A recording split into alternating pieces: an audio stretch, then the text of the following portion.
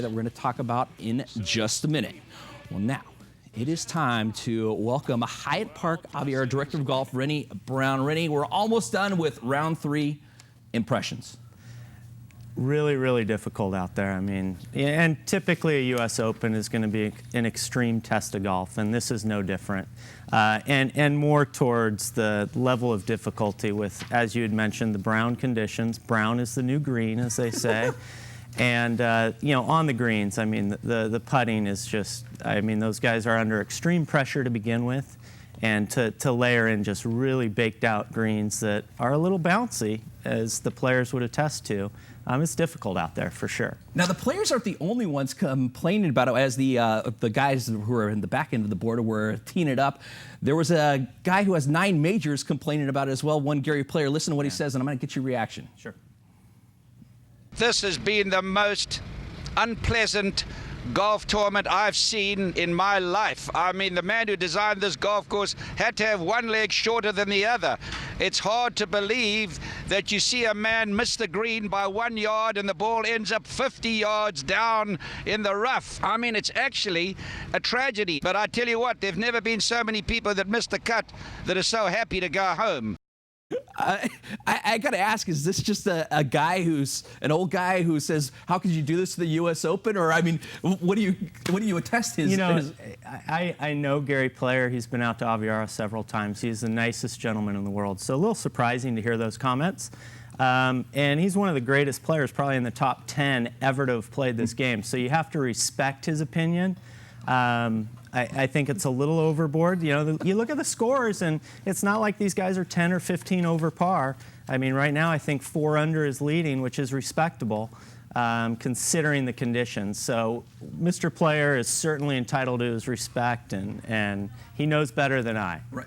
And, you know, the thing that he was, I think, what I take from that is he's saying U.S. Open should reward good shots, but it's not rewarding good shots. And that's true. I mean, you would think that, you know, and usually a U.S. Open is going to be played with extremely long rough that's going to reward shots down the middle of the fairway and to the middle of the greens. And when you've got players that might hit it right down the middle of the fairway, and all of a sudden the ball rolls 50 yards to the right or left, is that rewarding good shots? No, it's not. So I can see his point there.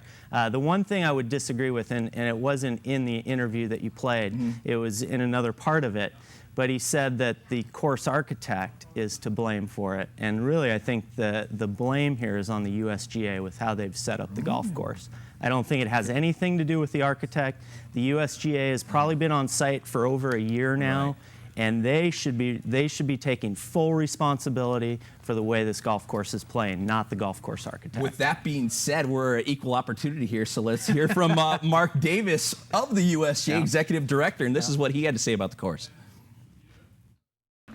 Joe, first of all, it wouldn't be a U.S. Open if there weren't a little muttering. What's different about these greens that you would see in your normal greens that have poana and maybe bent grass is that the colors are different here. So a lot of it's your eyes telling you it doesn't look like it's going to be smooth.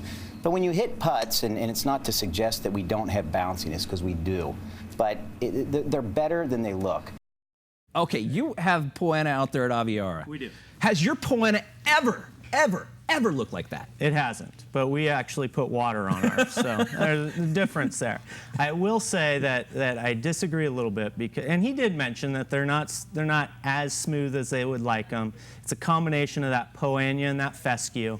The look, you know, the look is the look. The players will get over that, but really in a U.S. Open, there's so much pressure on these players, and then you're in the back of your mind, you might have a 2 or a 3 foot putt. Is it going to bounce? Is it not? So it plays with their minds a little bit. And so I think really, again, the USGA has gotten the golf course to a point that it is so baked out, it is so firm and fast, that the players, and admittedly so by a lot of the players, they've said it's a challenge being just really close to the hole, and that's a little bit unfortunate, because you really want the U.S. Open at the end of the day, you want it to be about the player that wins and not the greens or the conditions of the golf course. Well, Rory Mcilroy was one of those guys that probably did not like these 31 putts today. I mean, missed short putts. Again, is it just one of those things? And it's not just Rory. I mean, there's multiple players that you know, they've found that it's very difficult.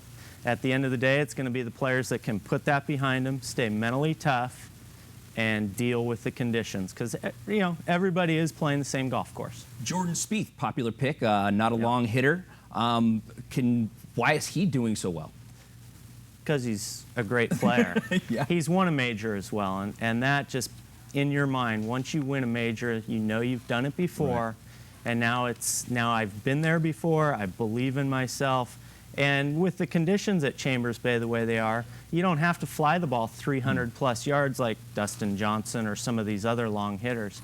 You can get so much roll if you put it in the right position. Speaking of Dustin Johnson, big bomber. I mean, is that what's keeping him in this thing? Yeah, and he's a great all-around player. I mean, ball striking, iron player, good putter. It's just a matter of time before this guy wins a major, and certainly his length has a lot to do with it because he can have a shorter shot in than most of these other guys. You know, he might be hitting a sand wedge where other players are maybe hitting a 7 or an 8 iron. Speaking of other players, I think the most interesting story of the weekend has got to be Jason Day. I mean, he's walking up on Friday and collapses on 18, and when we left the sports office, he was one shot back of the lead. Yeah, I think I think he's even now, and wouldn't it be a great story for him? And he's competed in majors before and done very well.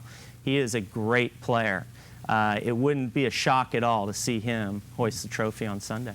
Okay, after round one, Phil Mickelson looked like he might get that career Grand Slam. Round two came a little farther away. Today, he just completely blew up. He's 45 years old. Does this guy ever win the U.S. Open, complete the career Grand Slam? Well, if I said no, being from San Diego, they'd shuttle me right out of San Diego. So, and Phil is such a great guy and well-liked by everybody, players, fans. They adore him. There's always that hope, and people have done it.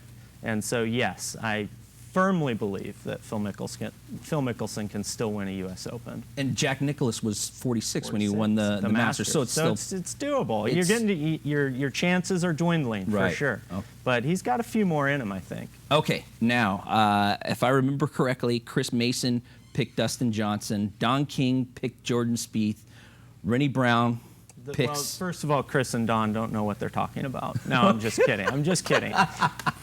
You know what? In looking at it, you know, it's a little bit of a coin flip. Who knows what's going to happen tomorrow? But I think a great story, and I'll give you my reason. I'm going to pick Jason Day because I think he's got a little bit less pressure on him with his vertigo that he's suffering through. So if he went out and shot 80 tomorrow, nobody would blink an eye on it. They'd blame it on the vertigo. I think he'll get a good night's sleep tonight, and he's so focused on just trying to make it around the golf course that there's a little less pressure on him than the other players at the top of the leaderboard. So I think, and wouldn't it be a great story for Jason Day to win the U.S. Open tomorrow? Okay, I like those other guys, but you know what, Renny? I'm going to go with you on Jason Day. That's who I'd love to see win. All right, and by the way, go out to Aviara, check out the course. It's in great shape right now. Absolutely. We host the LPGA Kia Classic in March. Come out anytime. It's in fantastic condition. And tell them Renny Brown sent you. All right, definitely. Guys, we'll go ahead and send it back to you at the desk.